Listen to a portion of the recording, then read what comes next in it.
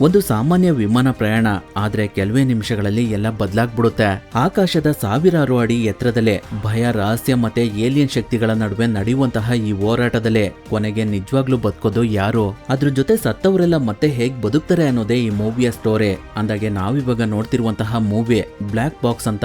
ಇದೊಂದು science fiction horror thriller movie. ಏಲಿಯನ್ಗಳು ಮನುಷ್ಯನ ಮೇಲೆ ಹೇಗೆಲ್ಲ ಪರಿಣಾಮ ಬೀರ್ತವೆ ಅನ್ನೋದನ್ನ ತಿಳ್ಕೋಬೇಕು ಅಂದ್ರೆ ತಪ್ಪದೆ ನೀವು ಈ ಮೂವಿನ ಕೊನೆ ತನಕ ನೋಡ್ಬೇಕು. ಅದರಿಂದ ಇನ್ನ ಜಾಸ್ತಿ ಟೈಮ್ ವೇಸ್ಟ್ ಮಾಡದೆ ಈ ಮೂವಿ ಸ್ಟೋರಿ ಒಳಗಡೆ ಎಂಟ್ರಿ ಆಗೋಣ.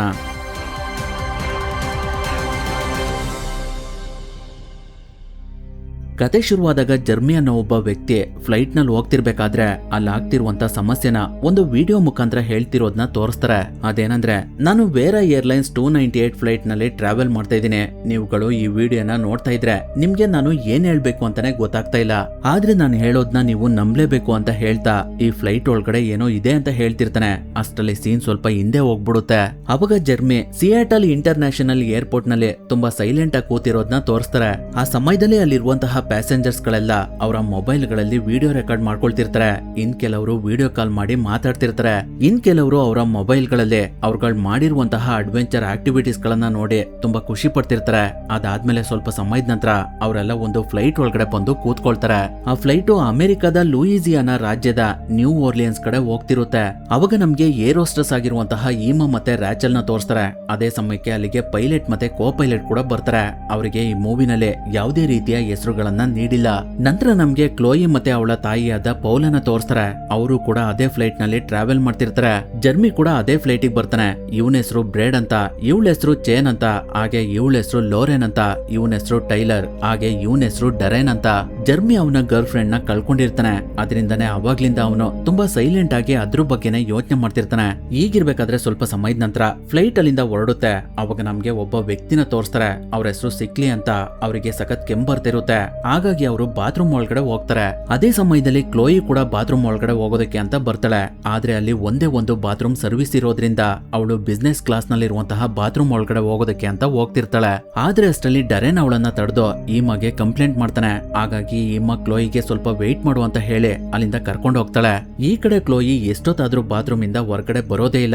ಆದ್ರಿಂದ ಕ್ಲೋಯಿ ಜರ್ಮಿನ ಪರಿಚಯ ಮಾಡ್ಕೊಂಡು ಅವನ ಜೊತೆ ಮಾತಾಡ್ತಾ ಇರ್ತಾಳೆ. ತುಂಬಾ ಸಮಯ ಆದ್ರೂ ಕೂಡ ಸಿಕ್ಲಿ ಬಾತ್ರೂಮ್ ಇಂದ ಹೊರಗಡೆ ಬರ್ತಿರೋದನ್ನ ನೋಡಿ ಈಮಾ ಮತ್ತೆ ರ್ಯಾಚಲ್ ಇಬ್ರು ಅವರನ್ನ ಹೊರಗಡೆ ಕರಿತಾ ಇರ್ತಾರೆ. ಹಾಗಾಗಿ ಸಿಕ್ಲಿ ಹೊರಗಡೆ ಬಂದು ನನ್ಗೆ ಕುಡಿಯೋದಕ್ಕೆ ಸ್ವಲ್ಪ ನೀರ್ ಕೊಡಿ ಅಂತ ಕೇಳ್ತಾನೆ. ಅದರಿಂದ ಈಮಾ ಅವರಿಗೆ ನೀರ್ ಕೊಡ್ತಾಳೆ. ಹಾಗಾಗಿ ಅವರು ಅವರ ಸೀಟ್ಗೆ ವಾಪಸ್ ಬಂದು ಕೂತ್ಕೊಳ್ತಾರೆ. ಆದ್ರೆ ಸ್ವಲ್ಪ ಸಮಯದ ನಂತರ ಅವರಿಗೆ ವಿಂಡೋದಲ್ಲಿ ಒಂದ್ ರೀತಿ ವಿಚಿತ್ರವಾಗಿರುವಂತಹ ಲೈಟ್ ಕಾಣುತ್ತೆ. ಅದನ್ನ ನೋಡಿ ಅವರು ತುಂಬಾ ಗಾಬರಿಯಿಂದ ನಾವ್ ಯಾರು ಇಲ್ಲಿ ಸೇಫ್ ಇಲ್ಲ, ಆದಷ್ಟು ಬೇಗ ನಾವೆಲ್ಲ ಸತ್ತೋಗ್ತೀವಿ ಅಂತ ಹೇಳ್ತಾ ಕಾಕ್ಪಿಟ್ ಕಡೆ ಹೋಗ್ತಿರ್ತಾರೆ. ಅವಾಗ ಅವ್ರ ಹತ್ರ ಲೋರೆನ್ ಬಂದು ನಿಮ್ ಸೀಟ್ ಹತ್ರ ವಾಪಸ್ ಹೋಗಿ ಅಂತ ಹೇಳ್ತಾಳೆ. ಆದ್ರೆ ಸಿಕ್ಲಿನ ಅವಳ ಮಾತನ್ನ ಕೇಳೋದಿಲ್ಲ. ಹಾಗಾಗಿ ಲಾರೆನ್ ಅವರನ್ನ ಲಾಕ್ ಮಾಡೋದಕ್ಕೆ ಪ್ರಯತ್ನ ಪಡ್ತಾಳೆ. ಆ ಸಮಯದಲ್ಲಿ ಅವರು ಅವಳಿಂದ ತಪ್ಪಿಸ್ಕೊಂಡು ವಾಪಸ್ ಡೋರ್ ಹತ್ರ ಹೋಗಿ ಅದನ್ನ ಓಪನ್ ಮಾಡೋದಕ್ಕೆ ಪ್ರಯತ್ನ ಪಡ್ತಿರ್ತಾರೆ. ಅಷ್ಟರಲ್ಲಿ ಅವರಿಗೆ ಬ್ಲಡ್ ವಾಮಿಟ್ ಆಗೋದಕ್ಕೆ ಸ್ಟಾರ್ಟ್ ಆಗುತ್ತೆ. ಅದಾದ್ಮೇಲೆ ಕೆಲವೇ ಕ್ಷಣಗಳಲ್ಲಿ ಅವರು ಕೆಳಗಡೆ ಬಿದ್ದೋಗ್ತಾರೆ. ಅವರನ್ನ ನೋಡಿ ಈಮಾ ಮತ್ತೆ ಜರ್ಮಿ ಇಬ್ರು ಅವರಿಗೆ ಆಕ್ಸಿಜನ್ ಕೊಟ್ಟು CPR ಮಾಡೋದಕ್ಕೆ ಸ್ಟಾರ್ಟ್ ಮಾಡ್ತಾರೆ. ಆದ್ರೆ ಅವಾಗ್ಲೂ ಕೂಡ ಅವರಿಗೆ ಪ್ರಜ್ಞೆ ಬರೋದಿಲ್ಲ. ಹಾಗಾಗಿ ಅವರನ್ನ ಅಲ್ಲೇ ಪಕ್ಕದಲ್ಲಿದ್ದಂತಹ ಒಂದು ಸೀಟ್ ಮೇಲ್ಗಡೆ ಕೂರಿಸಿ ಅವರನ್ನ ಸೀಟ್ ಬೆಲ್ಟ್ ಇಂದ ಲಾಕ್ ಮಾಡ್ತಾರೆ. ಅದೇ ಸಮಯದಲ್ಲಿ ವಾತಾವರಣ ತುಂಬಾ ಚೇಂಜ್ ಆಗ್ತಿರುತ್ತೆ. ಗುಡುಗು ಮಿಂಚು ತುಂಬಾ ಜಾಸ್ತಿ ಆಗ್ತಿರುತ್ತೆ. ಅದರಿಂದ ಎಲ್ಲರೂ ಸಖತ್ ಪ್ಯಾನಿಕ್ ಆಗಿರ್ತಾರೆ. ಅಷ್ಟರಲ್ಲಿ ಫ್ಲೈಟ್ ಒಳಗಡೆ ಇದ್ದಂತಹ ನಾಯಿಗಳೆಲ್ಲ ಸಖತ್ ಜೋರಾಗಿ ಬಗಳೋದಕ್ಕೆ ಸ್ಟಾರ್ಟ್ ಮಾಡ್ತವೆ. ಆ ಶಬ್ದನ ಕೇಳಿಸ್ಕೊಂಡು ಪೈಲಟ್ ಕೋ ಪೈಲಟ್ ಗೆ ಕೆಳಗಡೆ ಏನಾಗ್ತಿದೆ ಸ್ವಲ್ಪ ನೋಡಿ ಅಂತ ಹೇಳ್ತಾರೆ. ಅದರಿಂದ ಕೋ ಪೈಲಟ್ ಬೇಸ್ಮೆಂಟ್ ಒಳಗಡೆ ಬಂದು ನೋಡ್ತಾರೆ. ಅವರನ್ನ ನೋಡಿದ ಕೂಡ್ಲೆ ಬಗಳುತ್ತಿರುವಂತಹ ನಾಯಿಗಳೆಲ್ಲ ಸೈಲೆಂಟ್ ಆಗ್ಬಿಡ್ತವೆ. ಹಾಗಾಗಿ ಅವರು ಅಲ್ಲಿಂದ ವಾಪಸ್ ಹೋಗ್ತಾರೆ. ಈಗಿರ್ಬೇಕಾದ್ರೆ ಜರ್ಮಿಗೆ ಮೋಡದೊಳಗಡೆ ಎಲ್ಲ ಕಲರ್ ಲೈಟ್ಸ್ ಗಳು ಬ್ಲಿಂಕ್ ಆಗ್ತಿರೋದು ಕಾಣಿಸುತ್ತೆ. ಅದರಿಂದ ಅವನು ಆ ವಿಷಯನ ಈಮಾ ಹತ್ರ ಬಂದು ತಿಳಿಸ್ತಾನೆ. ಆದ್ರೆ ಈಮಾ ಅವನ್ ಮಾತನ್ನ ನಂಬೋದಿಲ್ಲ. ಇವಾಗ ವೆದರ್ ಸರಿ ಇಲ್ಲ, ಗುಡುಗು ಮಿಂಚು ನಿಮ್ಗೆ ಆ ರೀತಿ ಕಾಣಿಸ್ತಾ ಇರ್ಬೋದು, ನಿಮ್ಗೆ ತಲೆನೋವಿದ್ರೆ ಸ್ವಲ್ಪ ಹೊತ್ತು ನಿದ್ದೆ ಮಾಡಿ ಅಂತ ಹೇಳಿ ಅವಳು ಅವನನ್ನ ಅಲ್ಲಿಂದ ಕಳಿಸ್ತಾಳೆ. ಆದ್ರೆ ಅದೇ ತರ ಕ್ಲೋಯಿಗೂ ಕೂಡ ಮೋಡದೊಳಗಡೆ ಬ್ಲಿಂಕ್ ಆಗ್ತಿರುವಂತಹ ಲೈಟ್ಸ್ ಗಳು ಕಾಣಿಸ್ಕೊಳ್ತವೆ. ಅದರಿಂದ ಅವಳಿಗೂ ತಲೆನೋವಾಗೋದಕ್ಕೆ ಸ್ಟಾರ್ಟ್ ಆಗುತ್ತೆ. ಹಾಗಾಗಿ ಅವಳ ತಾಯಿ ಅವಳನ್ನ ಏಮಾ ಮತ್ತೆ ರ್ಯಾಚಲ್ ಹತ್ರ ಕರ್ಕೊಂಡ್ ಬರ್ತಾರೆ. ಅಷ್ಟರಲ್ಲಿ ಜರ್ಮಿಗೆ ಕ್ಲೋಯಿ ಕಿವಿ ಹತ್ರ ಸ್ವಲ್ಪ ಬ್ಲಡ್ ಬ್ಲೀಡಿಂಗ್ ಆಗ್ತಿರೋದು ಕಾಣಿಸುತ್ತೆ. ಹಾಗಾಗಿ ಅವನು ಒಂದು ಕ್ಲಾತ್ ಇಂದ ಅದನ್ನ ಕ್ಲೀನ್ ಮಾಡ್ತಿರ್ತಾನೆ. ಆ ಸಮಯದಲ್ಲಿ ಜರ್ಮಿ ಕಿವಿಲೂ ಕೂಡ ಬ್ಲಡ್ ಬರ್ತಿರೋದು ಏಮಾಗೆ ಗೊತ್ತಾಗುತ್ತೆ. ಅವರಿಗೆ ಆ ರೀತಿ ಯಾಕೆ ಆಗ್ತಿದೆ ಅಂತ ಸ್ವಲ್ಪನೂ ಕೂಡ ಅರ್ಥ ಆಗ್ತಿರೋದಿಲ್ಲ. ಹಾಗಾಗಿ ಎಲ್ರೂ ಸಖತ್ ಪ್ಯಾನಿಕ್ ಆಗ್ತಿರ್ತಾರೆ. ಅಲ್ಲಿ ನಡೀತಿರುವಂತಹ ವಿಷಯನೆಲ್ಲ ಏಮಾ ಪೈಲಟ್ಸ್ ಗಳಿಗೆ ತಿಳಿಸ್ತಾ ಇರ್ತಾಳೆ. ಅಷ್ಟರಲ್ಲಿ ಎಲ್ರೂ ಅವರನ್ನ ಕರೆಯೋದಕ್ಕೆ ಸ್ಟಾರ್ಟ್ ಮಾಡ್ತಾರೆ. ಯಾಕಂದ್ರೆ ಅಲ್ಲಿರೋರ್ಗೆಲ್ಲ ತಲೆನೋವು ಸ್ಟಾರ್ಟ್ ಆಗಿ ಕಿವಿ, ಕಣ್ಣು ಮತ್ತೆ ಮೂಗಿಂದ ಬ್ಲಡ್ ಬರೋದಕ್ಕೆ ಸ್ಟಾರ್ಟ್ ಆಗಿರುತ್ತೆ. ಅದ್ರಿಂದ ಹಾಗಾಗಿ ಪೈಲಟ್ಸ್ ಗಳು ಫ್ಲೈಟ್ ನ ಎಮರ್ಜೆನ್ಸಿ ಲ್ಯಾಂಡಿಂಗ್ ಮಾಡ್ಬೇಕು ಅಂತ ಡಿಸೈಡ್ ಮಾಡ್ತಾರೆ. ಅಷ್ಟೊತ್ತಿಗಾಗ್ಲೇ ಲಾರೆನ್ ಕಣ್ಣಲ್ಲೂ ಕೂಡ ಬ್ಲಡ್ ಬರೋದಕ್ಕೆ ಸ್ಟಾರ್ಟ್ ಆಗಿರುತ್ತೆ. ಈಗಿರ್ಬೇಕಾದ್ರೆ ಪೈಲಟ್ಸ್ ಗಳಿಗೂ ಕೂಡ ಮೋಡದೊಳಗಡೆ ಲೈಟ್ಸ್ ಗಳು ಮೂವ್ ಆಗ್ತಿರೋದು ಕಾಣಿಸುತ್ತೆ. ಹಾಗಾಗಿ ಅವರು ಆ ವಿಷಯನ ಏರ್ ಟ್ರಾಫಿಕ್ ಕಂಟ್ರೋಲ್ ಗೆ ತಿಳಿಸ್ತಾರೆ. ಅದಕ್ಕೆ ಅವರು ಆ ಮಾರ್ಗದಲ್ಲಿ ಮಿಲಿಟರಿ ಅವರು ಕೆಲವು ಪರೀಕ್ಷೆಗಳನ್ನ ಮಾಡ್ತಾ ಇದ್ದಾರೆ. ಆದ್ರೆ ಇವತ್ತದು ಕ್ಯಾನ್ಸಲ್ ಆಗಿದೆ, ಅದರಿಂದ ನಿಮ್ಗೆ ಏನು ಸಮಸ್ಯೆ ಇಲ್ಲ ಅಂತ ಹೇಳ್ತಿರ್ತಾರೆ. ಅಷ್ಟಲ್ಲೇ ಆ ಫ್ಲೈಟ್ ಸುತ್ತೆಲ್ಲ ಕ್ಲೌಡ್ ಕವರ್ ಆಗೋದಕ್ಕೆ ಸ್ಟಾರ್ಟ್ ಆಗುತ್ತೆ. ಹಾಗಾಗಿ ಆ ಫ್ಲೈಟ್ ಶೇಕ್ ಆಗ್ತಿರುತ್ತೆ. ಎಲೆಕ್ಟ್ರಾನಿಕ್ ಡಿವೈಸ್ ಗಳೆಲ್ಲ ಸರಿಯಾಗಿ ಕೆಲಸ ಮಾಡ್ತಿರೋದಿಲ್ಲ. ಮೂವ್ ಆಗ್ತಿರುವಂತಹ ಫ್ಲೈಟ್ ಒಂದೇ ಕಡೆ ಸ್ಟ್ರಕ್ ಆಗ್ಬಿಡುತ್ತೆ. ಏರ್ ಟ್ರಾಫಿಕ್ ಕಂಟ್ರೋಲ್ ಇಂದ ಸಿಗ್ನಲ್ ಬೇರೆ ಕಟ್ ಆಗ್ಬಿಡುತ್ತೆ. ಅಷ್ಟರಲ್ಲಿ ಪೈಲಟ್ಸ್ ಗಳ ಕಿವಿಲೂ ಕೂಡ ರಕ್ತ ಬರೋದಕ್ಕೆ ಸ್ಟಾರ್ಟ್ ಆಗಿರುತ್ತೆ. ಹಾಗಾಗಿ ಪೈಲಟ್ ಕೋ ಪೈಲಟ್ಗೆ ಡಕ್ ಕೆಳಗಡೆ ಹೋಗಿ ಬ್ರೇಕ್ಸ್ ಗಳನ್ನ ಚೆಕ್ ಮಾಡುವಂತ ಹೇಳಿ ಕಳಿಸ್ತಾರೆ. ಅವನು ಕೆಳಗಡೆ ಹೋದಾಗ ಅವನಿಗೆ ಅಲ್ಲಿ ಸ್ವಲ್ಪ ವಿಚಿತ್ರ ಅಂತ ಅನ್ಸುತ್ತೆ. ಅದರಿಂದ ಅವನು ಪೈಲಟ್ ನು ಕೂಡ ಅಲ್ಲಿಗೆ ಕರೀತಾನೆ. ಹಾಗಾಗಿ ಪೈಲಟ್ ಫ್ಲೈಟ್ ನ ಆಟೋ ಲ್ಯಾಂಡಿಂಗ್ ಸಿಸ್ಟಮ್ ಹಾಕಿ ಅವರು ಕೂಡ ಬೇಸ್ಮೆಂಟ್ ಕಡೆ ಹೋಗ್ತಾರೆ. ಇನ್ನೊಂದ್ ಕಡೆ ಡರೆನ್ ಅವನ್ ಪಕ್ಕದಲ್ಲಿದ್ದಂತಹ ಲೇಡಿ ಮೂಗಲ್ಲಿ ಬ್ಲಡ್ ಬರ್ತಿರೋದನ್ನ ನೋಡಿ ಇಮಿಡಿಯೇಟ್ ಆಗಿ ಬಾತ್ರೂಮ್ ಒಳಗಡೆ ಹೋಗಿ ಸೇರ್ಕೊಳ್ತಾನೆ. ಈ ಕಡೆ ಕೊನೆಗೂ ಈಮಾಗೆ ಮೋಡದೊಳಗಡೆ ಲೈಟ್ಸ್ ಗಳು ಬ್ಲಿಂಕ್ ಆಗ್ತಿರೋದು ಕಾಣಿಸುತ್ತೆ. ಅದು ಅಲ್ಲದೆ ಆ ಲೈಟ್ ನ ಬೆಳಕು ತುಂಬಾ ಜಾಸ್ತಿ ಆಗ್ತಿರುತ್ತೆ. ಗುಡುಗು ಮಿಂಚು ಕೂಡ ತುಂಬಾ ಜಾಸ್ತಿ ಆಗ್ತಿರುತ್ತೆ. ಅವಾಗ ಇದ್ದಕ್ಕಿದ್ದಾಗೆ ಫ್ಲೈಟ್ ಒಂದ್ ರೌಂಡ್ ತಿರುಗಿ ಸ್ಟಾಪ್ ಆಗ್ಬಿಡುತ್ತೆ. ವಿಂಡೋಸ್ ಗಳಲ್ಲೆಲ್ಲ ತುಂಬಾ ಪ್ರಕಾಶಮಾನವಾಗಿರುವಂತಹ ಬೆಳಕು ಬ್ಲಿಂಕ್ ಆಗ್ತಿರುತ್ತೆ. ಹೆಡ್ಫೋನ್ ಗಳಲ್ಲಿ ಯಾರೋ ತುಂಬಾ ವಿಚಿತ್ರವಾಗಿ ಮಾತಾಡ್ತಿರುವಂತಹ ಶಬ್ದ ಕೇಳಿಸ್ತಿರುತ್ತೆ. ಇವಾಗ ಅವ್ರುಗಳು ಎಲ್ಲಿದ್ದಾರೆ, ಎಷ್ಟು ಎತ್ತರದಲ್ಲಿದ್ದಾರೆ, ಫ್ಲೈಟ್ ಒಂದೇ ಕಡೆ ಯಾಕೆ ಸ್ಟಾಪ್ ಆಗಿದೆ ಅನ್ನೋದು ಯಾರಿಗೂ ಸ್ವಲ್ಪನೂ ಗೊತ್ತಿರೋದಿಲ್ಲ. ಅಷ್ಟರಲ್ಲಿ ಸಿಕ್ಲಿ ಬಾಡಿ ಒಳಗಡೆಯಿಂದ ಏನೋ ಹೊರಗಡೆ ಹೋಗಿರೋದು ಅವರಿಗೆ ಗೊತ್ತಾಗುತ್ತೆ. ಆದ್ರೆ ಅದು ಏನು ಸಿಕ್ಲಿ ಬಾಡಿ ಒಳಗಡೆ ಯಾಕೆ ಹೋಗಿತ್ತು ಅನ್ನೋದು ಅವ್ರಗಳಿಗೆ ಸಖತ್ ಕನ್ಫ್ಯೂಸ್ ಆಗ್ತಿರುತ್ತೆ. ಅಷ್ಟರಲ್ಲಿ ಆ ಫ್ಲೈಟ್ ಮೇಲ್ಗಡೆ ಯಾರೋ ಓಡಾಡ್ತಿರುವಂತ ಶಬ್ದ ಕೇಳಿಸುತ್ತೆ. ಅದರಿಂದ ಎಲ್ರು ತುಂಬಾ ಭಯದಲ್ಲಿ ಫ್ಲೈಟ್ ಮೇಲ್ಗಡೆ ನೋಡ್ತಿರ್ತಾರೆ. ಆ ಸಮಯದಲ್ಲಿ ಇದ್ದಕ್ಕಿದ್ದಾಗೆ ಒಂದು ಏಲಿಯನ್ ವಿಂಡೋದಲ್ಲಿ ಕಾಣಿಸ್ಕೊಂಡ್ಬಿಡುತ್ತೆ. ಹಾಗಾಗಿ ಪ್ಯಾಸೆಂಜರ್ಸ್ ಗಳೆಲ್ಲ ಇನ್ನೂ ತುಂಬಾ ಭಯ ಪಡ್ತಿರ್ತಾರೆ. ಈಗಿರ್ಬೇಕಾದ್ರೆ ಇದುವರೆಗೂ ಅನ್ವಿಸಿಬಲ್ ಆಗಿ ಫ್ಲೈಟ್ ಒಳಗಡೆ ಇದ್ದಂತಹ ಏಲಿಯನ್ ಎಲ್ಲರ ಮುಂದೆ ಕಾಣಿಸ್ಕೊಂಡು ಮಾಯ ಆಗ್ಬಿಡುತ್ತೆ. ಇನ್ನೊಂದ್ ಕಡೆ ಬಾತ್ರೂಮ್ ಒಳಗಡೆ ಇದ್ದಂತಹ ಡರೆನ್ ಮೇಲೆ ಒಂದು ಏಲಿಯನ್ ಅಟ್ಯಾಕ್ ಮಾಡಿ ಅವನ್ ಬಾಡಿ ಒಳಗಡೆ ಸೇರ್ಕೊಳ್ತಿರುತ್ತೆ. ಆದ್ರೂ ಅವನು ತುಂಬಾ ನೀಟ್ ಆಗಿ ಬಾತ್ರೂಮ್ ಇಂದ ಹೊರಗಡೆ ಬರ್ತಾನೆ. ಅಷ್ಟರಲ್ಲಿ ಒಂದು ಏಲಿಯನ್ ಫ್ಲೈಟ್ ಡೋರ್ ನ ಓಪನ್ ಮಾಡಿ ಅದರ ಟೆಂಡಿಕಲ್ಸ್ ಗಳಿಂದ ಟೈಲರ್ ನ ಹೊರಗಡೆ ಎಳ್ಕೊಂಡ್ ಬಿಡುತ್ತೆ. ಅದನ್ನ ನೋಡಿ ಅಲ್ಲಿದ್ದವರೆಲ್ಲ ಫ್ಲೈಟ್ ಒಳಗಡೆ ಓಡೋಗ್ತಾ ಇರ್ತಾರೆ. ಆ ಸಮಯದಲ್ಲಿ ಇದ್ದಕ್ಕಿದ್ದಾಗೆ ಫ್ಲೈಟ್ ಒಳಗಡೆ ಎಲ್ಲ ಸಕ ಸ್ಮೋಕ್ ಕವರ್ ಆಗೋದಕ್ಕೆ ಸ್ಟಾರ್ಟ್ ಆಗುತ್ತೆ. ಅದರಿಂದ ಎಲ್ಲರೂ ಆಕ್ಸಿಜನ್ ಮಾಸ್ಕ್ ನ ಹಾಕೊಳ್ತಿರ್ತಾರೆ. ಅಷ್ಟರಲ್ಲಿ ಒಂದು ಏಲಿಯನ್ ಫ್ಲೈಟ್ ಒಳಗಡೆ ಬಂದು ಅದರ ಟೆಂಡಿಕಲ್ಸ್ ಗಳಿಂದ ಸಿಕ್ ಅವ್ರನ್ನೆಲ್ಲ ಸಾಯಿಸ್ತಾ ಇರುತ್ತೆ. ಅದನ್ನ ನೋಡಿ ಲೋರೆನ್ ಆ ಏಲಿಯನ್ ಕಡೆ ಶೂಟ್ ಮಾಡೋದಕ್ಕೆ ಸ್ಟಾರ್ಟ್ ಮಾಡ್ತಾಳೆ. ಆದ್ರೆ ಅದರಿಂದ ಆ ಏಲಿಯನ್ ಗೆ ಏನೂ ಆಗ್ತಿರೋದಿಲ್ಲ. ಆ ಏಲಿಯನ್ ಸುತ್ತ ಒಂದು ಪ್ರೊಟೆಕ್ಟ್ ಶೀಲ್ಡ್ ಇರುತ್ತೆ. ಹಾಗಾಗಿ ಎಲ್ರು ಬೇಸ್ಮೆಂಟ್ ಕಡೆ ಹೋಗ್ತಿರ್ತಾರೆ. ಆದ್ರೆ ಗಾಬ್ರಿಲಿ ಅದರ ಡೋರ್ ನ ಓಪನ್ ಮಾಡೋದಕ್ಕೆ ಆಗ್ತಿರೋದಿಲ್ಲ. ಅಷ್ಟರಲ್ಲಿ ಆ ಏಲಿಯನ್ ಚೇನ್ ನ ಸಾಯಿಸಿ ಕಾಕ್ಪಿಟ್ ಕಡೆ ಬರ್ತಿರುತ್ತೆ. ಅದರಿಂದ ಜರ್ಮಿ ಆ ಫ್ಲೈಟ್ ಒಳಗಡೆ ಇದ್ದಂತಹ ಬಾಕ್ಸ್ ನೆಲ್ಲ ಏಲಿಯನ್ ಬರ್ದಿರೋ ಹಾಗೆ ಅಡ್ಡ ಇಡ್ತಿರ್ತಾನೆ. ಅವಾಗ ಹೇಗೋ ಮಾಡಿ ಈಮಾ ಬೇಸ್ಮೆಂಟ್ ಡೋರ್ ನ ಓಪನ್ ಮಾಡ್ತಾಳೆ. ಹಾಗಾಗಿ ಎಲ್ರು ಅದ್ರೊಳಗಡೆ ಹೋಗ್ತಿರ್ತಾರೆ. ಆ ಸಮಯದಲ್ಲಿ ಸತ್ತಿರುವಂತ ಸಿಕ್ಲಿಂಗ್ಗೆ ಮತ್ತೆ ಜೀವ ಬಂದ್ಬಿಡುತ್ತೆ. ಅದನ್ನ ನೋಡಿ ಜರ್ಮಿ ತುಂಬಾ ಆಶ್ಚರ್ಯದಿಂದ ಬೇಸ್ಮೆಂಟ್ ಡೋರ್ ನ ಕ್ಲೋಸ್ ಮಾಡ್ಬಿಡ್ತಾನೆ. ಆದ್ರೂ ಕೂಡ ಸ್ವಲ್ಪ ಸಮಯದ ನಂತರ ಆ ಏಲಿಯನ್ ಬೇಸ್ಮೆಂಟ್ ಒಳಗಡೆ ಬರೋದಕ್ಕೆ ಟ್ರೈ ಮಾಡ್ತಿರುತ್ತೆ. ಅದನ್ನ ನೋಡಿ ಜರ್ಮಿ ಅವನ ಬೆಲ್ಟ್ ನ ತೆಗೆದು ಬೇಸ್ಮೆಂಟ್ ಡೋರ್ ನ ಲಾಕ್ ಮಾಡ್ತಾನೆ. ಅಷ್ಟರಲ್ಲಿ ಆ ಬೇಸ್ಮೆಂಟ್ ಒಳಗಡೆ ಒಂದು ವಿಚಿತ್ರವಾಗಿರುವಂತಹ ಜೀವಿ ಓಡಾಡ್ತಾ ಇರುತ್ತೆ. ಅದನ್ನ ನೋಡಿ ಎಲ್ರೂ ಸಖತ್ ಭಯ ಪಡ್ತಿರ್ತಾರೆ. ಅವಾಗ ಇದ್ದಕ್ಕಿದ್ದಾಗೆ ಆ ಜೀವಿ ಲೋರೆನ್ ಮೇಲೆ ಅಟ್ಯಾಕ್ ಮಾಡಿ ಅವಳ ಬಾಯಿಂದ ಬಾಡಿ ಒಳಗಡೆ ಹೋಗ್ತಿರುತ್ತೆ. ಅದರಿಂದ ಅವಳು ಕೆಳಗಡೆ ಬಿದ್ದೋಗ್ತಾಳೆ. ಹಾಗಾಗಿ ಎಲ್ರೂ ಅವಳು ಸತ್ತಿರಬಹುದು ಅಂತ ಅನ್ಕೊಳ್ತಿರ್ತಾರೆ. ಆದ್ರೆ ಸ್ವಲ್ಪ ಸಮಯದ ನಂತರ ಲೋರೆನ್ಗೆ ಮತ್ತೆ ಪ್ರಜ್ಞೆ ಬಂದ್ಬಿಡುತ್ತೆ. ಅವಳು ಅವಳ ತಲೆನ ಇಟ್ಕೊಂಡು ನನ್ನ ಬ್ರೈನ್ ಒಳಗಡೆ ಏನೋ ಹೋಗಿದೆ ಅಂತ ಹೇಳ್ತಿರ್ತಾಳೆ. ಅಷ್ಟರಲ್ಲಿ ಆ ಜೀವಿ ಅವಳ ಬಾಡಿಯಿಂದ ಹೊರಗಡೆ ಬಂದು ಎಲ್ಲ ಕಡೆ ಓಡಾಡ್ತಿರುತ್ತೆ.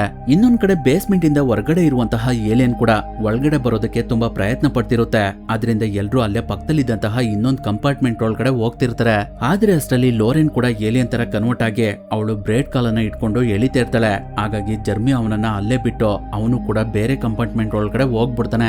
ಆ ಸಮಯದಲ್ಲಿ ಡೋರ್ ನ ಅವನು ಸರಿಯಾಗಿ ಲಾಕ್ ಮಾಡಿರೋದಿಲ್ಲ. ಅದರಿಂದ ಏಲಿಯನ್ ಅಲ್ಲಿಗೂ ಬರೋದಕ್ಕೆ ಪ್ರಯತ್ನ ಪಡ್ತಿರುತ್ತೆ.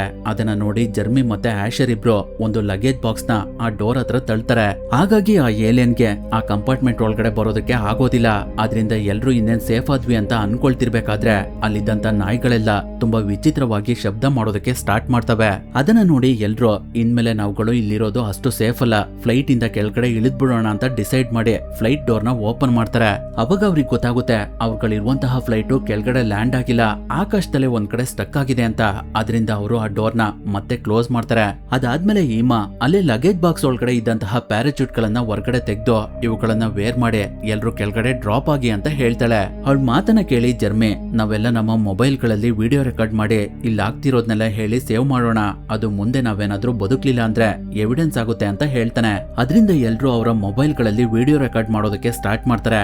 ಇನ್ ಕೆಲವರು ಅವರ ಪೇರೆಂಟ್ಸ್ ಗಳಿಗೆ ವಿಡಿಯೋ ಕಾಲ್ ಮಾಡಿ ಮಾತಾಡ್ತಿರ್ತಾರೆ. ಆ ಸಮಯದಲ್ಲಿ ಕ್ಲೋಯಿಗೆ ಅವಳ ತಾಯಿ ಬೇಸ್ಮೆಂಟ್ ಇಂದ ಹೊರಗಡೆ ಬಾ ಅಂತ ಹೇಳ್ತಿರೋ ತರ ಕೇಳಿಸ್ತಿರುತ್ತೆ. ಹಾಗಾಗಿ ಅವಳು ಆ ಬೇಸ್ಮೆಂಟ್ ಡೋರ್ ಹತ್ರ ಹೋಗಿ ಅದನ್ನ ಓಪನ್ ಮಾಡ್ತಿರ್ತಾಳೆ.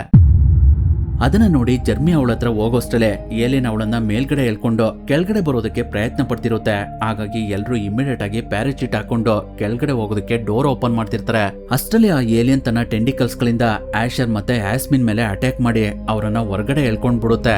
ಅದನ್ನ ನೋಡಿ ಜರ್ಮಿ ಆ ಟೆಂಡಿಕಲ್ಸ್ ಗಳು ಒಳಗಡೆ ಬರ್ದಿರೋ ಹಾಗೆ ತಡಿತಾ ಈಮಾಗೆ ಕೆಳಗಡೆ ಹಾರು ಅಂತ ಹೇಳ್ತಿರ್ತಾನೆ. ಹಾಗಾಗಿ ಈಮಾ ಕೂಡ ಕೆಳಗಡೆ ಹಾರ್ತಾಳೆ. ಅವಾಗ ಜರ್ಮಿ ಒಂದು ಬಾಕ್ಸ್ ಒಳಗಡೆ ಹೋಗಿ ಬಚ್ಚಿಟ್ಕೊಳ್ತಾನೆ. ಈ ಕಡೆ ಈಮಾ ಕೆಳಗಡೆ ಬರ್ತಿರ್ತಾಳೆ. ಇನ್ನೇನು ಅವಳು ಪ್ಯಾರಾಚೂಟ್ ನ ಆನ್ ಮಾಡ್ಬೇಕು, ಅಷ್ಟರಲ್ಲಿ ಇದ್ದಕ್ಕಿದ್ದಾಗೆ ಸ್ಟಾಪ್ ಆಗ್ಬಿಡ್ತಾಳೆ. ಆ ಸಮಯದಲ್ಲಿ ಅವಳಿಗೆ ಒಂದು ಬೃಹದಾಕಾರದ ಏಲಿಯನ್ ಸ್ಪೇಸ್ ಶಿಪ್ ಕಾಣುತ್ತೆ. ಅದು ಅವರ ಫ್ಲೈಟ್ ನ ಒಂದ್ ಕಡೆ ಲಾಕ್ ಮಾಡಿರುತ್ತೆ. ಅಷ್ಟೇ ಅಲ್ಲದೆ ಆ ಸ್ಪೇಸ್ ಶಿಪ್ ಈಮನು ಕೂಡ ತನ್ನ ಕಡೆ ಎಳ್ಕೊಳ್ತಿರುತ್ತೆ. ಅದರಿಂದ ಅವಳು ಮೊಬೈಲ್ ಮತ್ತೆ ಎಮರ್ಜೆನ್ಸಿ ರೇಡಿಯೋ ಸಿಗ್ನಲ್ ಇರುವಂತಹ ಬ್ಯಾಗ್ ನ ಕೆಳಗಡೆ ಬಿಡ್ತಾಳೆ. ಅದು ಕೆಳಗಡೆ ಬಂದ್ ಬಿದ್ದ ಕೂಡ್ಲೆ ಎಮರ್ಜೆನ್ಸಿ ಸಿಗ್ನಲ್ ಆನ್ ಆಗ್ಬಿಡುತ್ತೆ. ಅದೇ ಸಮಯದಲ್ಲಿ ಈ ಕಡೆ ಏಲಿಯನ್ ನ ಕೆಲವು ಜೀವಿಗಳು ಫ್ಲೈಟ್ ಒಳಗಡೆ ಬಂದು ಎಲ್ಲರ ಮೈಂಡ್ ಒಳಗಡೆ ಹೋಗ್ತಿರ್ತವೆ. ಹಾಗಾಗಿ ಅವರೆಲ್ಲ ಮತ್ತೆ ಬದುಕ್ತಾ ಇರ್ತಾರೆ. ಇನ್ನೊಂದ್ ಕಡೆ ಜರ್ಮಿ ಇರುವಂತಹ ಜಾಗಕ್ಕೂ ಕೂಡ ಏಲಿಯನ್ ಬಂದು ಅದರ ಟೆಂಡಿಕಲ್ಸ್ ನಿಂದ ಅವನಿಗೂ ಕೂಡ ಚುಚ್ಚಿ ಅವನಿಗೆ ಏನೋ ಇಂಜೆಕ್ಟ್ ಮಾಡುತ್ತೆ. ಅದರಿಂದ ಅವನ ಬ್ರೈನ್ ನಲ್ಲಿ ಸಖತ್ ಪೇನ್ ಆಗ್ತಿರುತ್ತೆ. ಆದ್ರೂ ಅವನು ಆ ಬಾಕ್ಸ್ ಇಂದ ಹೊರಗಡೆ ಬರ್ತಾನೆ. ಆದ್ರೆ ಅಷ್ಟೊತ್ತಿಗೆ ಆ ಫ್ಲೈಟ್ ನಲ್ಲಿ ಇದ್ದಂತ ಏಲಿಯನ್ ಇರೋದಿಲ್ಲ. ಹಾಗಾಗಿ ಅವನು ತುಂಬಾ ಕೇರ್ಫುಲ್ ಆಗಿ ಬೇಸ್ಮೆಂಟ್ ಇಂದ ಹೊರಗಡೆ ಬರ್ತಾನೆ. ಅವ್ನ್ ಮೇಲ್ಗಡೆ ಬಂದ್ ನೋಡಿದ್ರೆ ಅಲ್ಲಿ ಎಲ್ಲ ನಾರ್ಮಲ್ ಆಗಿರುತ್ತೆ, ಯಾರಿಗೂ ಏನು ಆಗಿರೋದಿಲ್ಲ, ಎಲ್ರೂ ಕೂಡ ಬದುಕಿರ್ತಾರೆ. ಅವರೆಲ್ಲ ಜರ್ಮಿನ ತುಂಬಾ ಆಶ್ಚರ್ಯದಿಂದ ನೋಡ್ತಿರ್ತಾರೆ. ಫ್ಲೈಟ್ ಅಲ್ಲೂ ಕೂಡ ಏನೋ ಡ್ಯಾಮೇಜ್ ಆಗಿರೋದಿಲ್ಲ, ಪೈಲಟ್ಸ್ ಗಳು ಕೂಡ ಬದುಕಿರ್ತಾರೆ. ಅದನ್ನೆಲ್ಲ ನೋಡಿ ಜರ್ಮಿಗೆ ಅಲ್ಲಿ ಏನಾಗ್ತಾ ಇದೆ, ಅವ್ನು ನೋಡ್ತಿರೋದೆಲ್ಲ ನಿಜನ ಸುಳ್ಳ ಅಂತಾನೆ ಗೊತ್ತಾಗ್ತಾ ಇರೋದಿಲ್ಲ. ಹಾಗಾಗಿ ಅವನು ಈ ಮಾತ್ರ ಹೋಗಿ ಅವಳನ್ನ ಮಾತಾಡ್ಸೋದಕ್ಕೆ ಪ್ರಯತ್ನ ಪಡ್ತಿರ್ತಾನೆ.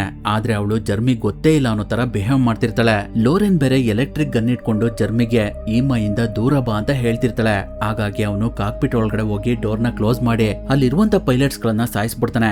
ನಂತರ ಅವನು ಫ್ಲೈಟ್ ನ ಕ್ರಾಶ್ ಮಾಡ್ಬೇಕು ಅಂತ ಡಿಸೈಡ್ ಮಾಡಿ ಅದನ್ನ ಕೆಳಗಡೆ ತಗೊಂಡು ಹೋಗ್ತಾ ಇರ್ತಾನೆ. ಯಾಕಂದ್ರೆ ಆ ಫ್ಲೈಟ್ ಒಳಗಡೆ ಇದ್ದವರೆಲ್ಲ ಏಲಿಯನ್ ಇಂದ ಇನ್ಫೆಕ್ಷನ್ ಆಗಿದ್ದಾರೆ. ಅವ್ರುಗಳು ಹಾಗೆ ಸಿಟಿ ಒಳಗಡೆ ಹೋದ್ರೆ ಅವರಿಂದ ಇನ್ನೂ ತುಂಬಾ ಜನ ಇನ್ಫೆಕ್ಷನ್ ಆಗಬಹುದು ಅಂತ. ಹಾಗಾಗಿ ಅವ್ರನ್ನೆಲ್ಲ ಆ ಫ್ಲೈಟ್ ಒಳಗಡೆ ಸಾಯಿಸ್ಬಿಡೋಣ ಅಂತ ಡಿಸೈಡ್ ಮಾಡಿ ಜರ್ಮಿ ಆ ರೀತಿ ಮಾಡ್ತಿರ್ತಾನೆ. ಆದ್ರೆ ಆ ಫ್ಲೈಟ್ ನಲ್ಲಿ ಆಟೋ ಲ್ಯಾಂಡಿಂಗ್ ಸಿಸ್ಟಮ್ ಆನ್ ಆಗಿರೋದ್ರಿಂದ ಅದು ತುಂಬಾ ಸೇಫ್ ಆಗಿ ಕೆಳಗಡೆ ಲ್ಯಾಂಡ್ ಆಗ್ಬಿಡುತ್ತೆ. ನಂತರ ಆ ಫ್ಲೈಟ್ ನ ಆರ್ಮಿ ಅವರು ಕವರ್ ಆಗಿ ಕಾಕ್ಪಿಟ್ ಒಳಗಡೆ ಇದ್ದಂತಹ ಜರ್ಮಿನ ಅರೆಸ್ಟ್ ಮಾಡ್ತಾರೆ. ಅವಾಗ ಆ ಫ್ಲೈಟ್ ಒಳಗಡೆ ಇದ್ದವರೆಲ್ಲ ಜರ್ಮಿ ಕಡೆ ತುಂಬಾ ಅಗ್ರೆಸಿವ್ ಆಗಿ ನೋಡ್ತಾ ಕೆಳಗಡೆ ಹೋಗ್ತಿರ್ತಾರೆ. ಕ್ಲೋಯಿ ಮತ್ತೆ ಹೀಮಾ ಕೂಡ ಹಾಗೆ ನೋಡ್ತಿರ್ತಾರೆ. ಅವ್ರನ್ನೆಲ್ಲ ನೋಡಿ ಜರ್ಮಿ ಆರ್ಮಿ ಅವ್ರಿಗೆ ಇವರೆಲ್ಲ ಮನುಷ್ಯರಲ್ಲ ಅಂತ ಹೇಳ್ತಿರ್ತಾನೆ. ಆದ್ರೆ ಅವನ್ ಮಾತನ್ನ ಯಾರು ಕೇಳ್ತಿರೋದಿಲ್ಲ. ಅಲ್ಲಿಗೆ ಈ ಮೂವಿ ಕೂಡ ಎಂಡ್ ಆಗುತ್ತೆ.